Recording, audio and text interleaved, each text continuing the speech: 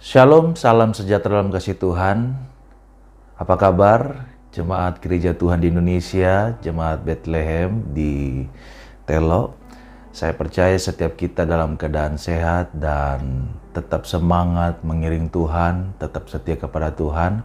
Dan saya harap setiap kita, Bapak Ibu, tetap menjaga kehidupan kita, menjaga keimanan kita, dan juga tak lupa jangan kendor untuk tetap memakai protokol kesehatan supaya kehidupan kita jadi lebih baik, lebih sehat di tengah-tengah pandemi seperti saat ini. Baik, hari ini kita sudah telah menyembah dan memuji Tuhan. Saatnya saya mengajak kita untuk merenungkan kebenaran firman Tuhan. Sebelumnya saya mengajak kita untuk berdoa. Mari kita berdoa. Bapa di sorga, sungguh kami mengucap syukur buat keajaiban yang Tuhan beri kepada kami. Saat ini Tuhan, kami berterima kasih, kami telah datang menyembah dan memuji Tuhan. Biarlah itu menjadi suatu kerinduan yang paling dalam hidup kami. Karena yang kami inginkan hanyalah Engkaulah satu-satunya pribadi dalam hidup ini. Karena yang telah mengendalikan segala sesuatunya. Bapa di surga, kiranya Tuhan menuntun dan membawa kami untuk tetap lebih mencintai Engkau lagi Bapa. Saat ini Tuhan, kami akan membaca dan merenungkan firman-Mu. Bapa, kiranya Tuhan membawa kami lewat kebenaran firman-Mu untuk kami tetap kuat, dibimbing, tetap setia di dalam Engkau. Sehingga dalam hidup ini yang kami inginkan hanyalah kebenaran firman-Mu yang menuntun kami untuk semakin memiliki kecintaan, memiliki hal yang baik yang kami tunjukkan, yang kami inginkan hanya untuk kemuliaan nama Tuhan saja. Kami serahkan pemberitaan firman-Mu selanjutnya, biarlah Engkau sendiri yang berbicara lewat kebenaran firman-Mu untuk menyapa setiap jemaat Tuhan. Lewat hamba-Mu yang lemah dan terbatas ini Tuhan, kiranya Tuhan membawa kami untuk semakin dekat dan melakukan setiap kebenaran firman-Mu. Terima kasih Bapa di sorga, dalam nama Tuhan Yesus Kristus. Haleluya. Amin. Bapak Ibu terkasih dalam Tuhan, hari ini saya mengajak kita merenungkan kebenaran firman Tuhan dengan topik yaitu stay focus atau tetap fokus kepada Kristus. Kita akan membuka firman Tuhan dalam Filipi pasal 3 ayat 4 sampai 14. Filipi pasal 3 ayat 4 sampai 14. Bapak Ibu di tempat masing-masing nanti di rumah bisa membacanya ulang lagi dalam ayat 1 sampai 16. Tetapi saya akan mengajak kita untuk merenungkan topik kita hari ini. Saya mengajak kita membaca ayat 4 sampai 14. Firman Tuhan katakan, sekalipun aku juga ada alasan untuk menaruh percaya pada hal-hal lahiriah. Jika ada orang lain menyangka dapat menaruh percaya pada hal-hal lahiriah, aku lebih lagi. Disunat pada hari ke-8 dari bangsa Israel, dari suku Benyamin, orang Ibrani asli. Tentang pendirian terhadap hukum Taurat aku orang Farisi. Tentang kegiatan aku penganiaya jemaat, tentang kebenaran dalam mentaati hukum Taurat aku tidak bercacat. Tetapi apa yang dahulu merupakan keuntungan bagiku, sekarang kuanggap rugi karena Kristus. Malahan segala sesuatu kuanggap rugi karena pengenalan akan Kristus. Yesus Tuhanku lebih mulia daripada semuanya. Oleh karena Dialah aku telah melepaskan semuanya itu dan menganggapnya sampah, supaya aku memperoleh Kristus dan berada dalam Dia bukan dengan kebenaranku sendiri, tetapi mentaati hukum Taurat, melainkan karena kebenaran, karena Kristus, karena kepercayaan dan kepada Kristus, yaitu kebenaran yang Allah anugerahkan berdasarkan kepercayaan. Yang ku kehendaki ialah mengenal Dia dan kuasa kebangkitannya dan persekutuan dalam penderitaannya, di mana aku menjadi serupa dengan dia dalam kematiannya, supaya aku akhirnya beroleh kebangkitan dari antara orang mati. Bukan seolah-olah aku memperoleh hal ini atau telah sempurna, melainkan aku mengejarnya kalau aku dapat juga menangkapnya. Karena aku pun telah ditangkap oleh Kristus Yesus. Saudara-saudara, aku sendiri tidak menganggap bahwa aku telah menangkapnya, tetapi ini yang kulakukan. Aku melupakan apa yang telah di belakangku dan mengerahkan diri kepada apa yang di hadapanku, dan berlari-lari kepada tujuan untuk memperoleh, yaitu panggilan surgawi dari Allah dalam Kristus Yesus. Sedemikian jauh pembacaan kita Bapak Ibu hari ini. Stay fokus, tetap berfokus. Tentunya berfokus kepada Kristus Bapak Ibu. Nah, sebuah cerita, Rowland Hill, seorang yang merupakan penemu sistem perangko pada tahun 1700-an. Satu kali dia mengunjungi Bapak Ibu, mengunjungi sebuah rumah. Lalu di sana dia melihat seorang anak kecil yang sedang bermain kuda-kudaan. Setelah mengamati beberapa waktu, kemudian dia berkata, "Anak ini mengingatkan saya pada banyak orang Kristen. Banyak kegiatan, banyak aktivitas, ada gerakan yang dia lakukan, tetapi tidak ada kemajuan." Cerita ini juga akhirnya mengingatkan dan menegur saya Bapak Ibu, yaitu gambar yang sama, yaitu gambaran kursi goyang. Di mana kursi goyang itu seperti ada banyak gerakan ketika orang duduk di situ, di kursi itu, di kursi goyang itu, terus-terusan ada sesuatu yang dia lakukan, yang membuat dia merasa nyaman ketika dia duduk di situ Bapak Ibu. Tetapi tidak ada kemajuan di situ. 1 jam, 1 tahun, tetap dia masih di situ. Nah, bagian yang kita baca di sini, Paulus mengajak kita, mengingatkan kita untuk kita tetap maju dalam hidup kekristenan kita. Stay fokus, tetap fokus kepada panggilan kita. Dan bukan hanya sekedar bergerak di tempat, tapi Tuhan tidak mau kita tinggal diam, apalagi mundur, atau tinggal bergerak di tempat, karena tidak ada bagi di dalam dunia kekristenan.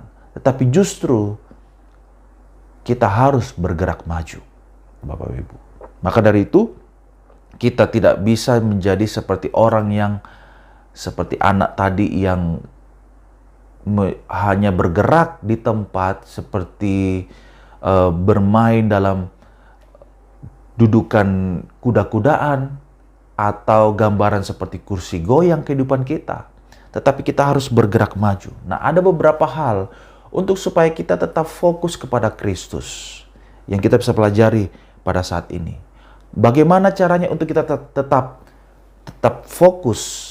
Yaitu dengan cara pertama, yaitu adalah kita bisa pelajari betapa berharganya anugerah keselamatan. Kita harus menyadari ini. Untuk supaya kita tetap fokus kepada Kristus, kita harus menyadari bahwa betapa berharganya anugerah keselamatan yang Tuhan beri. Ayat utama yang menjadi perhatian kita dalam ayat 7-9. Paulus mengatakan bahwa tetapi apa yang dahulu merupakan keuntungan bagiku, sekarang kuanggap rugi karena Kristus. Pertanyaan yang muncul adalah apa yang menjadi keuntungan bagi Kristus? Ayat 4 dan 6 menjelaskan, ayat 4-6 menjelaskan maksud Paulus, bahwa Paulus punya banyak alasan untuk menaruh percaya pada hal-hal lahiriah sebagai keuntungan baginya. Dan yang Paulus bicarakan di sini adalah soal keselamatan, Bapak Ibu. Pada waktu itu ada guru-guru palsu yang mungkin Paulus baca pada waktu itu, waktu Paulus menulis suratnya, mereka mungkin belum masuk ke tengah-tengah jemaat, tetapi sangat mungkin mereka akan masuk dan mempengaruhi jemaat, Bapak Ibu. Dan apa yang disebutkan dalam bagian ini juga ada dalam surat-suratnya yang lain, Bapak Ibu, di mana kita bisa menduga bahwa guru-guru palsu ini mengajarkan bahwa untuk sepenuhnya menjadi umat Allah, untuk sepenuhnya terjamin menerima keselamatan kekal, tidak cukup dengan hanya menerima percaya kepada Kristus, tetapi juga harus menuruti taat kepada Taurat, termasuk sunat, Bapak Ibu. Dan ini menjadi bukti bahwa mereka adalah umat Allah. Jaminan bahwa mereka lah yang layak menerima keselamatan. Sementara mereka menganggap yang bukan Yahudi adalah anjing. Perkataan Paulus, Bapak Ibu, di sini ya. Dan di sini kita tahu persis Paulus membalikkan semuanya itu. Sebetulnya mereka lah yang anjing. Dalam arti mereka lah yang sangat rendah, Bapak Ibu. Karena mereka mengaku orang Kristen, tetapi menyusup masuk ke dalam gereja, mengajarkan bahwa anugerah keselamatan dalam Kristus tidak cukup. Harus ditambah dengan Taurat. Bapak Ibu, kalau segala sesuatu tanda lahiriah itu menjadi sebuah kebanggaan, Pauluslah orang pertama yang patut menjadi orang pertama untuk membanggakan hal-hal lahiriah. Karena Paulus di sini berkata bahwa aku punya banyak. Dia katakan, dia memperbandingkan, Bapak Ibu, tanda lahiriah. Aku disunat pada hari ke-8. Artinya dia berasal dari keluarga yang sangat taat. Orang tuanya taat kepada Taurat. Dia orang Israel asli dari suku Benyamin. Artinya secara keturunan, garis keturunan, dia luar biasa. Dia menjaga kemurniannya sebagai orang Israel. Dia orang Farisi, artinya dia sangat ketat, hidup di dalam kesalehan, ketaatan kepada Taurat. Bahkan dia menganiaya jemaat, bentuk tanda kecintaannya kepada Taurat dan kepada bangsanya. Bahkan lebih lagi, dia berani berkata bahwa dia mentaati hukum Taurat dengan tidak bercacat. Dan kehidupan Paulus inilah yang dahulu yang merupakan keuntungan baginya. Kenapa? Karena di tengah-tengah bangsanya, bagi Paulus itu sangat dihormati. Karena kalau seandainya Paulus memiliki kehidupan seperti ini merupakan kehidupan yang sangat luar biasa. Dan kehidupan yang memiliki terlalu banyak hal-hal yang bisa dibanggakan di tengah-tengah bangsanya, Bapak Ibu. Dan sangat mengejutkan, Bapak Ibu, di hal ini, Bapak Ibu. Waktu Paulus memperbandingkan ini, apa yang dahulu dianggap keuntungan, dengan memperbandingkan dengan pengenalan Kristus, sekarang semuanya itu kuanggap rugi, Bapak Ibu. Seakan-akan Paulus itu seperti orang yang sedang mengumpulkan segala keuntungannya, keuntungan karena keluarganya, keuntungan karena garis keturunannya, keuntungan karena kesalehannya. Dia kumpulkan semuanya itu, dia masukkan dalam satu kantong, dan dia beri label rugi. Mengapa Paulus seperti itu sampai pada kesimpulan itu? Jelas, Paulus memberitahukan kepada kita bahwa semuanya dianggap rugi karena Kristus. Dia memperbandingkan semuanya itu dengan Kristus. Seakan-akan dia berkata, rugi jikalau percayaku aku letakkan di situ. Rugi jikalau aku memegang erat-erat seperti itu. Rugi jikalau aku anggap semuanya itu berharga bagiku. Ayat 8 memberitahukan kepada kita, dia lebih detail lagi, Bapak Ibu. Bukan hanya apa yang dianggap rugi, apa yang dianggap keuntungan yang dahulu, Bapak Ibu. Tetapi dalam ayat 8 memberitahukan kepada kita, dia berkata bahwa malahan segala sesuatu kuanggap rugi. Kalau yang Lalu dia sebelumnya dia kata bahwa semua yang dimiliki dulu, semua yang dia punya dulu, semua bisa dianggap rugi. Sekarang dia katakan segala sesuatu, apapun juga, yang aku punya, yang aku tidak punya, apapun juga, semua aku beri label yang sama, rugi. Dan alasannya sama. Karena Paulus memperbandingkan dengan pengenalan akan Kristus yang jauh lebih mulia dari semuanya itu, Bapak Ibu. Dan waktu Paulus melihat nilainya, berbeda terlalu jauh. Semua yang dipikir manusia hebat, semua yang dipikir dunia luar biasa, dibandingkan dengan pengenalan akan Kristus, terlalu berbeda jauh, Bapak Ibu. Sehingga di kalimat selanjutnya dia berkata bahwa aku melepaskan semuanya itu dan menganggapnya sampah. Bapak Ibu, Paulus menganggapnya sampah yang bisa berarti dalam bahasa Yunaninya, yaitu berarti kotoran. Bapak Ibu, yaitu kotoran manusia. Dan saya kira Paulus memakai istilah yang vulgar di sini untuk menunjukkan betapa total hanya menginginkan pengenalan akan Kristus. Total membuang semuanya, Bapak Ibu. Dan mengapa Paulus mengucapkan ini? Dua hal dalam poin pertama ini. Betapa berharganya. Dua hal. Yaitu jelas dalam benak Paulus memberitahukan kepada kita bahwa keselamatan jelas tidak bergantung pada apapun juga selain iman kepada Kristus. Ya, karena keselamatan jelas tidak bergantung pada apapun juga selain iman kepada Kristus. Makanya Paulus tidak menganggap apapun bernilai. Statusnya, keluarganya, perbuatan baiknya, kesalehannya, tidak ada apapun yang bernilai karena tidak ada apapun yang bisa menolong dia menerima keselamatan. Yang kedua, Bapak Ibu, betapa keselamatan sangat berharga. Bapak Ibu, ada yang bisa kita renungkan di sini, Bapak Ibu. Yaitu kalau keselamatan tidak bergantung pada apapun juga selain iman kepada Kristus, mungkin kita kebanyakan bahwa mengatakan iya dan berani berkata iya. Tetapi sebagai orang Kristen, kalau kita mau jujur, waktu dikatakan keselamatan sangat berharga dalam kehidupan kita, sesungguhnya poin ini sangat sulit. Keselamatan sangat berharga. Karena apa?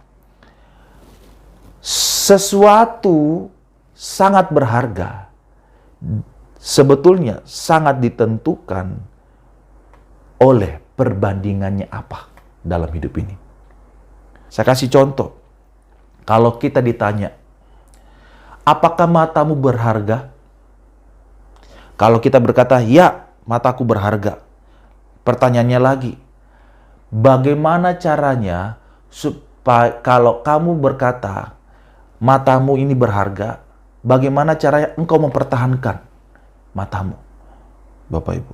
Kalau kita berkata, aku tidak ingin buta, maka saudara harus membayar mahal supaya mata kita tidak buta. Kita akan bayar berapa uang untuk membayar supaya mata kita tidak buta, Bapak Ibu. Itu menunjukkan betapa berharganya mata kita, Bapak Ibu.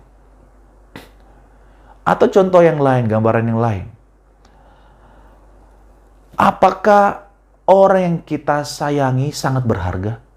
Mungkin itu istri kita, mungkin itu suami kita, atau mungkin dia anak kandung kita, Bapak Ibu. Kalau kita bilang iya, maka apa yang kita berikan supaya anak kita yang berharga itu tidak mati? Bapak Ibu boleh bilang mungkin katakan bahwa saya akan berikan segalanya tabungan kita, seluruh rumah, toko, usaha, bahkan nyawa saya berikan asal anak saya hidup. Kalau kita berkata seperti itu, maka sesungguhnya anak kita itu sungguh berharga buat kita. Dia tidak akan kita lepaskan dari apapun, Bapak Ibu. Pertanyaannya sekarang lagi, Bapak Ibu. Kalau keselamatan, bagaimana dengan keselamatan yang Tuhan berikan kepada kita?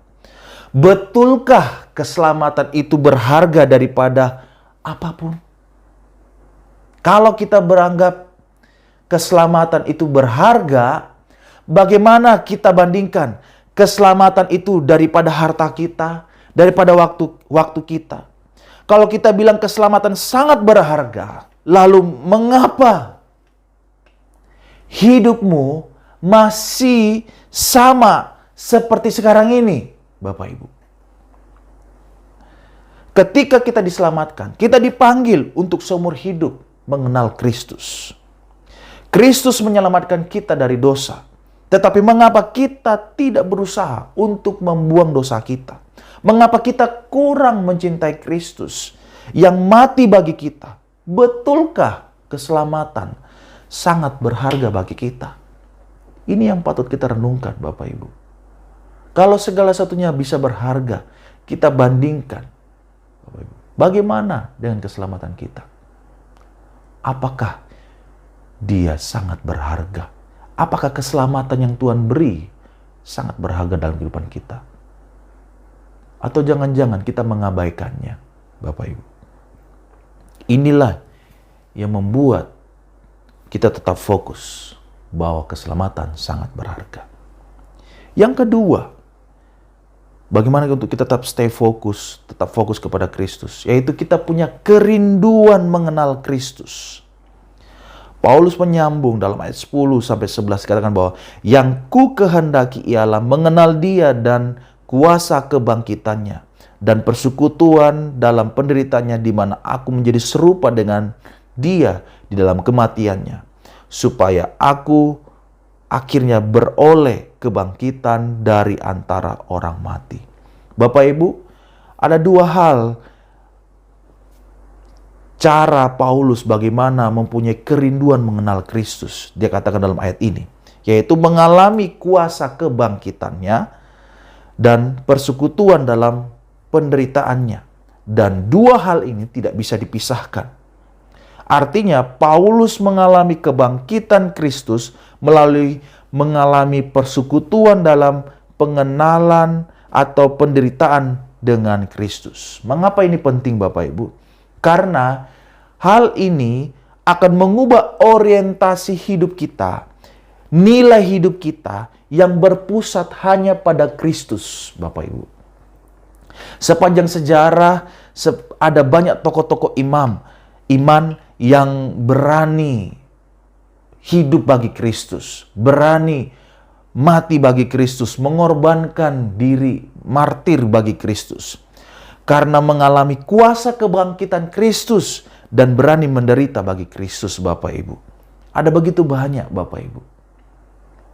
Dan sampai hari ini, kalau kita melihat para misionaris begitu banyak mengorbankan diri, rela mengorbankan diri, rela mengabaikan semua kepentingan-kepentingan, keinginan-keinginan diri sendiri hanya untuk satu tujuan, memberitakan Injil. Di pelosok-pelosok desa, di tempat-tempat terpencil, di daerah-daerah berbahaya yang belum tentu mereka masih bisa hidup di sana, Bapak Ibu. Tapi oleh karena pengabaran Injil, oleh karena menderita bagi Kristus, mereka rela mengalami itu. Saya tidak berkata bahwa setiap kita sebagai orang Kristen harus mengalami hal itu. Tetapi paling tidak kita harus bergerak maju. Bagaimana kita harus mengalami hal rela menderita bagi Kristus, Bapak Ibu.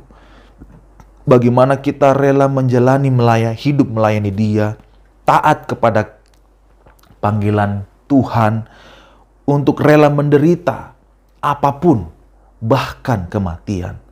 Supaya apa? Supaya kita mengalami yang namanya hidup, mempunyai pengalaman dengan Tuhan. Jangan sampai kita mengalami miskin pengalaman dengan Tuhan. Karena apa?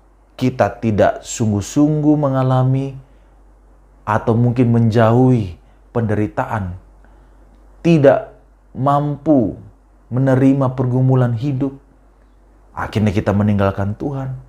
Bapak Ibu, di sini Paulus memberitahukan kepada kita bahwa dia rela menjalani hidup melayani. Dia rela taat kepada panggilan Tuhan untuk pekerjaan Injil.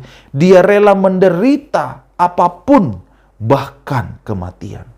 Dan pada waktunya dia menjalani semuanya. Semakin dia mengenal Kristus, kuasa kebangkitan Kristus, tujuan akhirnya yaitu pada kebangkitan orang mati. Waktu itulah Bapak Ibu, dalam ayat yang kita baca, sepenuh-penuhnya dia akan mengalami kuasa kebangkitan Kristus, dan sepenuh-penuhnya dia akan mengalami Kristus, mengenal Kristus Bapak Ibu. Dan inilah menjadi yang mendorong dia untuk mempunyai kerinduan mengenal Kristus. Bagaimana dengan kita Bapak Ibu? Setelah kita menyadari bahwa betapa berharganya keselamatan yang Tuhan beri kepada kita, apakah kita punya kerinduan mengenal Dia? Sampai pengenalan secara pribadi itu butuh keintiman secara individu,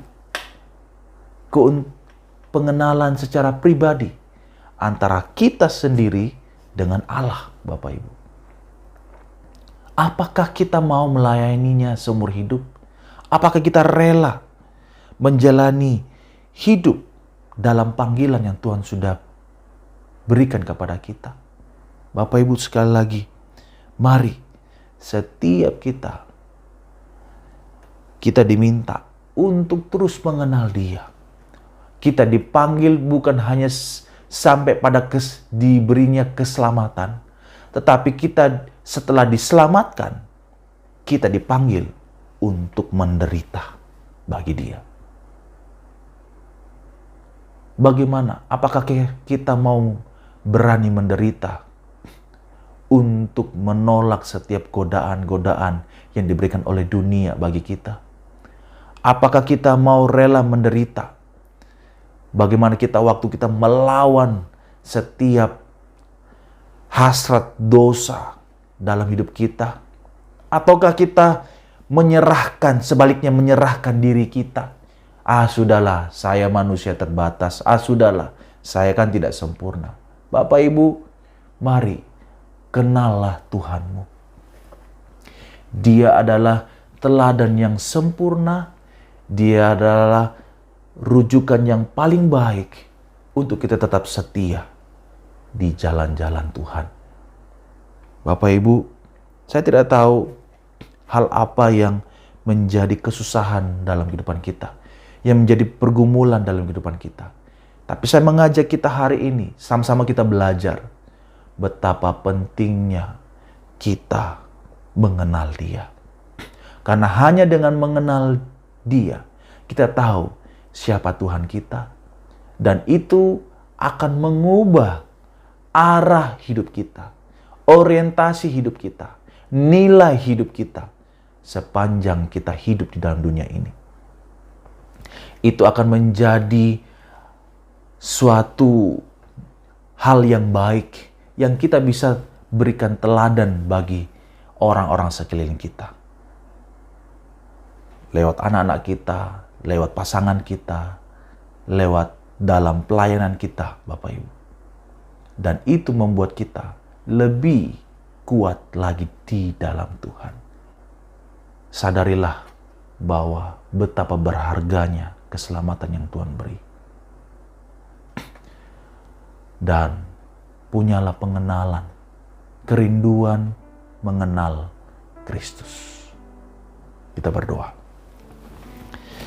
Bapa di sorga, sungguh kami mengucap syukur buat kebenaran firman-Mu datang kepada kami, membawa kami untuk tetap fokus kepada Tuhan. Ajar kami Tuhan untuk senantiasa hidup bergaul dan bergantung kepada Tuhan. Karena Tuhanlah tempat sandaran kehidupan kami satu-satunya. Engkaulah sumber kepastian dalam kehidupan kami. Engkaulah satu-satunya sumber kebermaknaan dalam kehidupan kami. Ampuni kalau kami beberapa waktu kami ada kesalahan.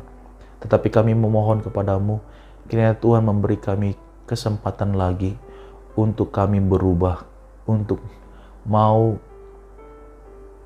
fokus kepada Tuhan. Tuhan tolong setiap jemaat-Mu yang datang dengan kerinduan. Kiranya Tuhan memberkati kehidupan mereka untuk tetap setia kepadamu. Tuhan memberkati seluruh jemaat-Mu. Tuhan memberkati gereja-Mu, berkati gembala sidang, seluruh pekerja, staf yang melayani. Tuhan menolong kehidupan mereka dalam pergumulan mereka. Terima kasih Bapa, kami serahkan semuanya ke dalam tangan-Mu. Karena Engkaulah junjungan hidup kami satu-satunya. Hamba selesai, dan biarlah Tuhan berbicara seterusnya kepada setiap kami.